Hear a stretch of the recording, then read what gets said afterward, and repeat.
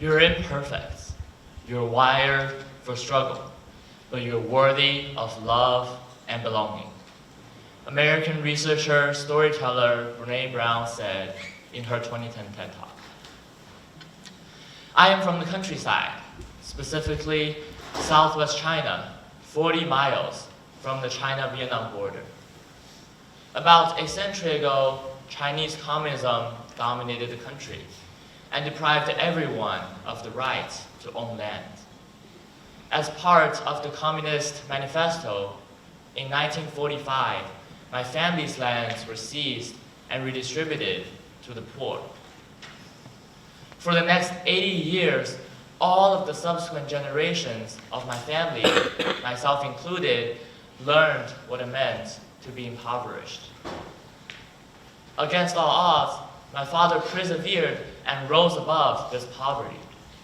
Now, standing on his shoulders, I have the opportunity to travel across half the earth to build upon the educational opportunities that he had. To be educated in America is worlds away from coming of age in China, where to be from a rural town is sadly and unfairly automatically equated with being backward and uncivilized. So when I first came to America and began meeting classmates from metropolitan areas in China like Shanghai, Beijing, or Shenzhen, they asked, was there a pig sign next to your house? Did you have even a toilet in your house?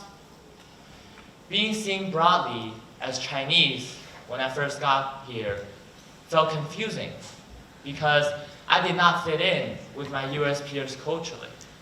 But I also felt equally estranged from my Chinese peers. It seemed like those who had came from metropolitan areas in China could adapt more easily to the US culture, whereas I had no context of even the simplest of cultural interactions and was stymied by my first fist bump. It made me feel like I needed to work twice as hard to fit in with the city kids. I have been worrying about not being good enough since 5th grade when I started learning English to prepare for school in America. And then I stumbled across Brown's work. Brené Brown has taught me that no one is perfect and we're all good enough. To feel wholehearted, to feel worthy of love is to be courageous, compassionate, connected to other people, unafraid of being different and vulnerable. This is the antidote that rids ourselves of the shame and fear that keep us from truly connecting to other people instead of viewing them as competitions. When we embrace our imperfections, we become fully committed to life, to every little moment, unapologetically. Our sense of worthiness is something we carry inside of ourselves, not something that is determined by others. This takes courage.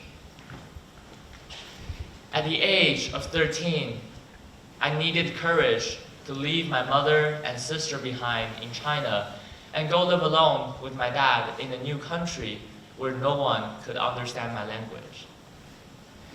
In the absence of a mother, I had to find the courage to learn to mother myself. I now know how long it takes to cook a steak to medium rare, how much detergent to use to clean my sheets, and that picking vegetables in the supermarket involves a lot more than just a squeeze.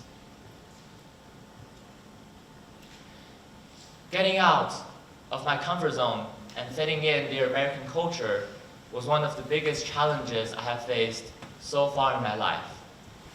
This year, I stood on the football field, about to try a new American sport I have never played before.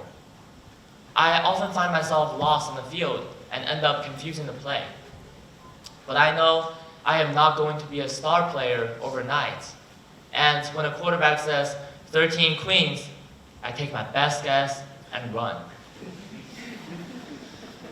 Brown has taught me to be kind to myself, and I have learned that it is okay to be confused during practices. Every time that I'm courageous and embrace my imperfections, I become more authentic.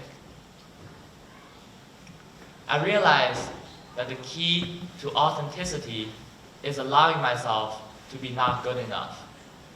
Feel the discomfort of being imperfect and live vulnerable enough to be seen by others as such.